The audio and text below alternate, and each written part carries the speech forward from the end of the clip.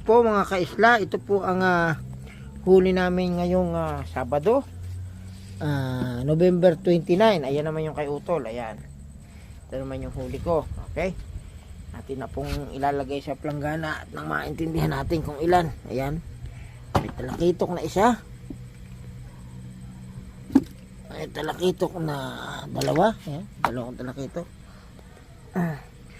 tatlo, apat, lima, tatlong talakitok, anim, pito,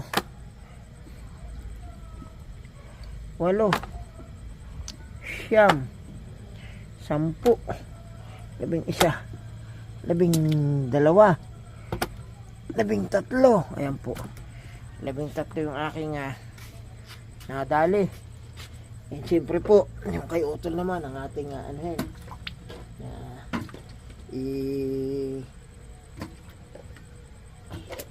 kay Utol naman ang ating lalagay. Medyo marami-rami to. May malaking talakitok din, oh. Isa, malaking puti, dalawa, tatlo, apat, lima, anim, may talakitok na naman, pito, walo, siyam, sampu, labing isa, ba, marami, labing dalawa, ba, labing tatlo, labing apat, labing lima,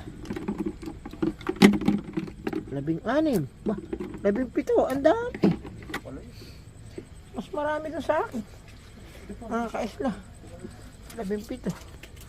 Samantalang yung sa akin ilan lang yun, isa, dalawa, tatlo, apat, lima, anim, pito, walo, siyam, sampu, labing isa, labing dalawa, tatlo, labing apat lang mga kaisla. Tama ba? Apat ba? Okay, yan po ang huli namin. Mas marami yung kay Utol ngayon. Ayan. So, ayan po, titimbangin na natin yan. At nang yung mga bibili ay pag tumawag, mayroon tayong bibenta. Okay? Thank you very much po.